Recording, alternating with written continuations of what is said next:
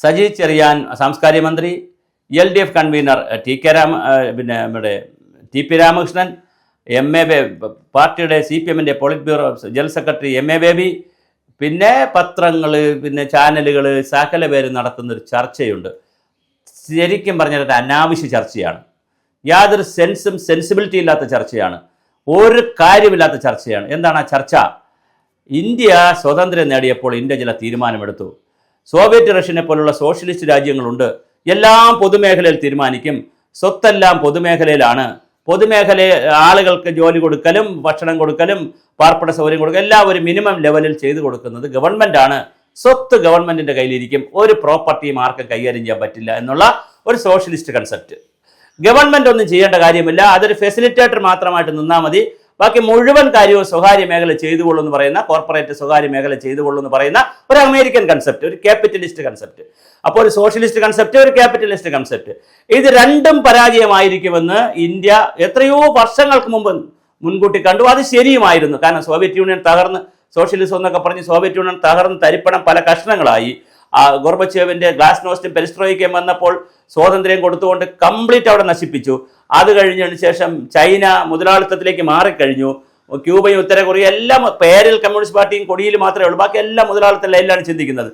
അത് സോവിയറ്റ് റഷ്യയിലെ socialism പരാജയപ്പെട്ടതോടുകൂടി ലോകത്താകെയുള്ള socialist ചേരികൾക്ക് വലിയ പരാജയം സംഭവിച്ചു. ഇന്ത്യയിൽ സംഭവിച്ചു. കമ്മ്യൂണിസ്റ്റ് പാർട്ടിക്കൊന്നും പിന്നെ ഒരു ഉത്തരവില്ലാത്ത രീതിയിൽ അന്ന് EMS-നോടൊക്കെ എഴുതി ചോദിക്കുമായിരുന്നു, ദേശാഭിമാനി വഴിയും ചിന്തയിലൊക്കെ എഴുതി ചോദിക്കും, എന്താണ് ഗ്ലാസ്നോസ്റ്റും പെരിസ്ട്രോയിക്ക്.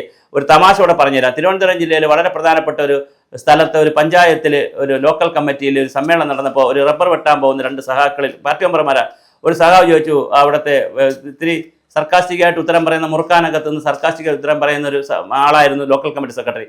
അപ്പോൾ ചോദിച്ചു, ഈ ഗ്ലാസ്നോസ്റ്റും പെരിസ്ട്രോയിക്ക് എന്നൊക്കെ പറഞ്ഞ് അതേ ആ റബ്ബർ തൊഴിലാളികൾക്ക് സമ്പൂർണ്ണമായിട്ട് പറയാനും പറ്റിയില്ല, എന്തോ സോവിയറ്റ് റഷ്യയിൽ എന്തോ ഉണ്ടല്ലോ എന്നൊക്കെ പറഞ്ഞ് പരിഷ്കാരം എന്നൊക്കെ പറഞ്ഞപ്പോൾ ഈ ലോക്കൽ സെക്രട്ടറി ചോദിച്ചു, താൻ എന്താ ചെയ്യുന്നതെന്ന് ചോദിച്ചു. സഹാവ് എന്താ ചെയ്യുന്നത്? ഞാൻ റബ്ബർ വെട്ടാൻ പോകുന്നു.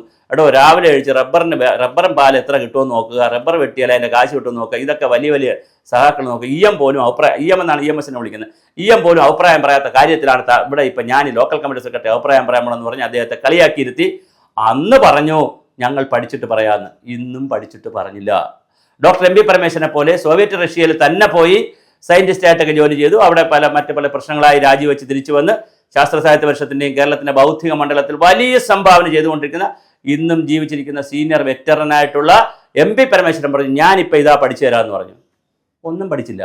എന്തുകൊണ്ട് സോവിയറ്റ് യൂണിയൻ തകർന്നു, എന്താണ് ഗ്ലാസ്നോസ്റ്റ്, എന്താണ് പെരിസ്ട്രോയിക്ക, ഇതുവരെ പഠിച്ചില്ല. അപ്പോൾ സോവിയറ്റ് റഷ്യ അവിടെ നിൽക്കട്ടെ. അമേരിക്കൻ സാമ്രാജ്യത്വം എന്ന് പറഞ്ഞു കഴിഞ്ഞാൽ അവിടെ അവർ സാമ്രാജ്യത്തിൽ നടപ്പിലാക്കുന്ന വികസന പ്രവർത്തനത്തിൽ നിന്ന് ട്രിക്കിൾ ഡൗൺ ചെയ്ത്, അതാണ് വാക്ക്, ട്രിക്കിൾ ഡൗൺ ചെയ്ത് മഞ്ഞുമലകളിൽ നിന്ന് മഞ്ഞുരുകി തുള്ളികൾ വീഴുന്ന പോലെ വീഴുന്ന കാര്യങ്ങൾ മാത്രമേ സാധാരണക്കാർക്ക് കിട്ടുകയുള്ളൂ. ദാരിദ്ര്യം വളരെ വലുതായിരിക്കും. ഇതിന് വ്യത്യസ്തമായിട്ടാണ് ഇന്ത്യയിൽ ഒരു മിശ്ര സമ്പദ് വ്യവസ്ഥ നെഹ്റുവിൻ്റെ കാലത്ത് വിഭാവനം ചെയ്തത്, മിക്സഡ് എക്കോണമി. ആ മിശ്ര സമ്പദ് വ്യവസ്ഥയിൽ സ്വകാര്യ മേഖലയും ഉണ്ടായിരിക്കും, പൊതുമേഖലയും ഉണ്ടായിരിക്കും. പ്രധാനപ്പെട്ട പല കാര്യങ്ങളും പൊതുമേഖല ചെയ്യും. ക്രമസമാധാനം, പോലീസ്, പട്ടാളം, പിന്നെ കുറേ ആശുപത്രികൾ, മറ്റ് വിദ്യാഭ്യാസം, ഇങ്ങനെ പൊതുവായ, പിന്നെ റോഡിൻ്റെ ഇൻഫ്രാസ്ട്രക്ചർ, പൊതുവായ കാര്യങ്ങളൊക്കെ സർക്കാർ സംവിധാനത്തിൽ ചെയ്യും. എന്നാൽ സേവന മേഖലകളിലും പ്രത്യേകിച്ച് ഉൽപ്പാദന മേഖലയിലാണ് കൂടുതൽ. ഉൽപ്പാദന മേഖലയിൽ ആര് ചെയ്യട്ടെ? സ്വകാര്യ വ്യക്തികളും ചെയ്യട്ടെ എന്നൊരു കാഴ്ചപ്പാട്. അങ്ങനെയാണ് ടാറ്റയ്ക്കൊക്കെ അത്താഴ വിരുന്ന് കൊടുത്തൊക്കെയാണ് അന്ന് ടാറ്റയെ ലോകത്തുള്ള എല്ലാ രാജ്യങ്ങളും ബിസിനസ്സിന് വിളിക്കുമ്പോൾ നെഹ്റു വിളിച്ച് അത്താഴ വിരുന്ന് കൊടുത്തിട്ടുണ്ട്. പറഞ്ഞു, ഇന്ത്യയിൽ തന്നെ എല്ലാം പ്രൊഡ്യൂസ് ചെയ്യണം, നിങ്ങൾ വിദേശ രാജ്യത്തു നിന്ന് പോയി ഇൻവെസ്റ്റ്മെൻറ്റ് നടത്തരുത്. അങ്ങനെയാണ് ഉപ്പ് തൊട്ട് കർപ്പൂരം വരെ എന്ന് പറയാറുണ്ട് ടാറ്റയെക്കുറിച്ച്. മൺവെട്ടി മുതൽ വിമാനം വരെ, ആറ്റം ബോംബ് വരെ കണ്ടുപിടിച്ച്, അല്ലെങ്കിൽ വലിയ വസ്തുക്കൾ വരെ കണ്ടുപിടിക്കുന്നതിൽ, വളരെ വ്യത്യസ്തമായ കാര്യങ്ങൾ കണ്ടുപിടിക്കുന്നതിൽ ടാറ്റയുടെ ഒരു കൺസെപ്റ്റ് അതാണ്. ഇപ്പോൾ സ്റ്റുഡിയോ എന്ന് പറയുന്ന വില കുറഞ്ഞ വസ്ത്രങ്ങളൊക്കെ കൊടുക്കുന്ന ഷോറൂം വരെ വന്നല്ലോ.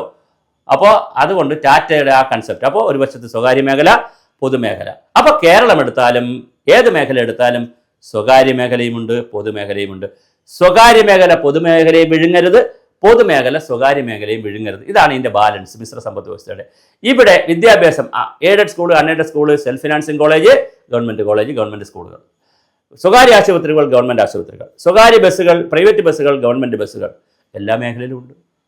അതുകൊണ്ട് സജി ചെറിയാനും TP രാമകൃഷ്ണനും ഈ തള്ളു മറിക്കുന്ന ആളുകളും പൊതുമേഖലയ്ക്ക് വേണ്ടി വല്ലാതെയും തള്ളണ്ട, സ്വകാര്യ മേഖലയ്ക്ക് വേണ്ടിയും തള്ളണ്ട, മുതലാളിത്തത്തിന് വേണ്ടിയും തള്ളണ്ട, സോഷ്യലിസത്തിന് വേണ്ടിയും തള്ളണ്ട.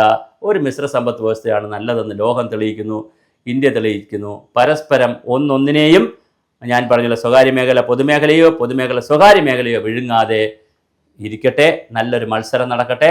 അതിലൂടെ ജനങ്ങളെ സംബന്ധിച്ചിടത്തോളം അവർക്ക് നല്ല ക്വാളിറ്റിയുള്ള സർവീസ് ടൈമിലി ലഭിക്കും എന്നുള്ളതാണ് ഇതിൻ്റെ ഒരു മെച്ചം. ഒരു വാക്കോടെ ഞാൻ പറഞ്ഞ് അവസാനിപ്പിക്കാം. ദൂരദർശൻ മാത്രമുണ്ടായിരുന്നപ്പോൾ അത് മാത്രമേ കാണാൻ പറ്റുള്ളായിരുന്നു. ഏഷ്യാനെറ്റ് കൂടെ വന്നപ്പോൾ ചെറിയൊരു കുത്തക പൊളിഞ്ഞു. പിന്നെ എല്ലാ ചാനലുകളും ഒരുപാട് ചാനലായപ്പോൾ ഇപ്പോൾ നല്ല ചാനൽ ജനങ്ങൾക്ക് കിട്ടുന്നു, ഓപ്ഷനുണ്ട്. അതുപോലെ ബി എസ് എൻ എല്ലിൻ്റെ കാര്യം അത് വളരെ ക്ലാസിക്കലാണ്.